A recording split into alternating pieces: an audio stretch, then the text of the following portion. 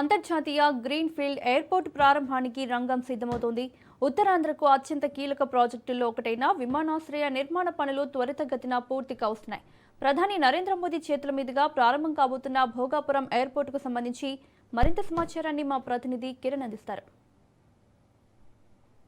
Bhogapuram international green field airport త్వరలో ప్రారంభం కాబోతుంది. ఇప్పటికే మనం చూసుకున్నట్టయితే దాదాపుగా 70 నుంచి 80% పనులు కూడా పూర్తయినట్టుగా తెలుస్తుంది. ప్రధానంగా మనం చూసుకున్నట్లయితే ఏదైతే ఇంటర్నేషనల్ ఫ్లైట్స్తో పాటు డొమెస్టిక్ ఫ్లైట్స్ అన్నీ కూడా ఇక్కడి నుంచి ఇక ఆపరేట్ కాబోతున్నాయి. ముఖ్యంగా మనం చూసుకుంటే విశాఖ జిల్లా నుంచి కూడా పెద్ద ఎత్తున ప్యాసింజర్స్ ఎవరైతే ఉన్నారో వాళ్ళందరూ కూడా ఇక్కడి నుంచే దేశ విదేశాలకు ప్రయాణం అయ్యేలాగా పూర్తి స్థాయిలో అన్ని ఏర్పాట్లు కూడా చేయడం జరుగుతుంది. ఏదైతే సుమారు 2300 ఎకరాల సువిశాల ప్రాంగణంలో గ్రీన్ ఫీల్డ్ ఎయిర్పోర్ట్ను కూటమి ప్రభుత్వం అధికారంలోకి వచ్చిన తర్వాత పూర్తి స్థాయిలో నిర్మాణ పనులన్నీ కూడాను చకచకా పూర్తవుతున్న పరిస్థితి.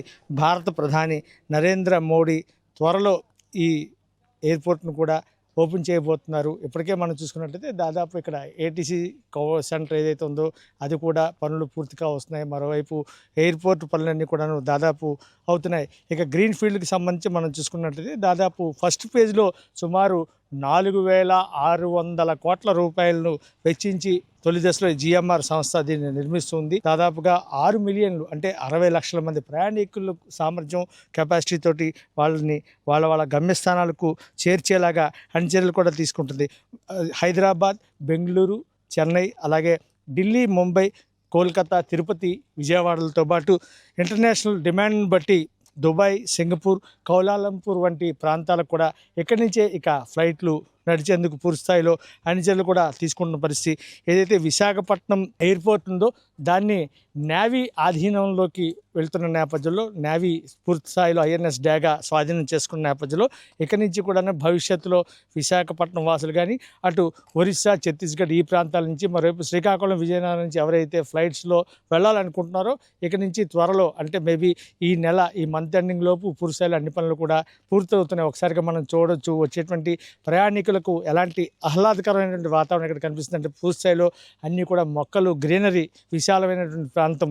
దాదాపుగా 2300 ఎకరాల విస్తీర్ణంలో 2300 ఎకరాల విస్తీర్ణంలో నిర్మితమైనటువంటి green field airport first time in Andhra Pradesh హిస్టరీలో దాదాపుగా ఇంత భారీ విశాలమైన ప్రాంతంలో ఈ నిర్మాణం జరుగుతున్న నేపథ్యంలో ప్రయాణికులు పూర్తి స్థాయిలో చాలా హ్యాపీగా ఎంజాయ్ చేస్తూ ఇక్కడి నుంచి వెళ్ళే అవకాశం ఉంటుంది వాళ్ళ గమ్యస్థానాలకు. అయితే ఇంకో పక్క మనం చూసుకున్నట్టయితే విశాఖ ఎయిర్పోర్ట్ని అక్కడి నుంచి ఫ్లైట్స్ రావు అన్న పరిస్థితి ఉంటే కొంతవరకు అయితే ఇబ్బంది ఉంటుందని చెప్పి అక్కడ ఉన్నటువంటి ప్రజానికి అయితే చెప్తున్న పరిస్థితి.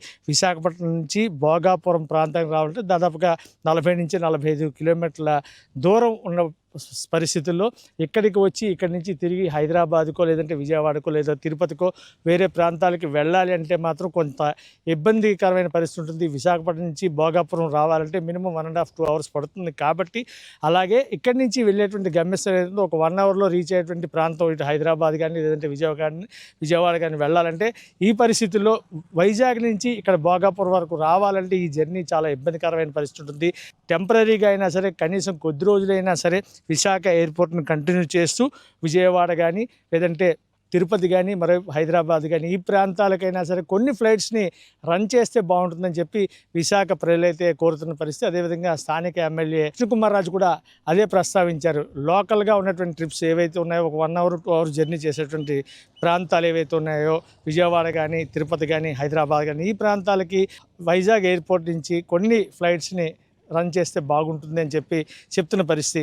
ఇంకో పక్క పూర్తి స్థాయిలో ఈ ఎయిర్పోర్ట్ అందుబాటులోకి వస్తే ఇక భవిష్యత్తులో అయితే మాత్రం విశాఖ ఎయిర్పోర్ట్ని పూర్తిగా నేవీ తమ ఆధీనంలోకి తీసుకుంటుందని చెప్పి ఇప్పటికే వార్తలు వస్తున్న నేపథ్యంలో ఏం జరుగుతుందనేది కొంతవరకు అయితే ప్రజలైతే ఇబ్బంది పడుతున్న పరిస్థితి. ఇంత మీద మనం చూసుకున్నట్లయితే ఈరోజు భోగాపురంలో నిర్మిస్తున్నటువంటి ఇంటర్నేషనల్ గ్రీన్ ఫీల్డ్ ఎయిర్పోర్టుకు అల్లూరి సీతారామరాజు గ్రీన్ ఫీల్డ్ ఎయిర్పోర్ట్గా నామకరణం చేశారు. అయితే దీన్ని భారత ప్రధాని అతి త్వరలో దీన్ని ప్రారంభించబోతున్నట్టుగా సమాచారం ఉంది. అయితే ప్రస్తుతానికి ఏదైతే రవి అస్తమించని బ్రిటిష్ సామ్రాజ్యాన్ని గడగడలాడించినటువంటి విప్లవ వీరుడు అల్లూరి సీతారామరాజు పేరు మీద ఈ ఎయిర్పోర్ట్కు నామకరణం చేయడంతో ప్రజలందరూ కూడా ఎంతో హర్షం వ్యక్తం చేస్తున్నారు. ప్రధానంగా చరిత్రలో నిలిచిపోయేలాగా అల్లూరి సీతారామరాజు పేరును స్మరించుకుంటూ ఈ ఎయిర్పోర్ట్లో ప్రయాణికులందరూ కూడాను ఎంతో ఆనందోత్సాహాలతోటి వాళ్ళ గమ్యస్థానాలకు ఈ ఎయిర్పోర్ట్ ద్వారా చేరుకుంటారు. కెమెరామెన్ అర్జున్తో కిరణ్ కుమార్, రాజ్ న్యూస్, భోగాపురం ఎయిర్పోర్ట్ నుంచి.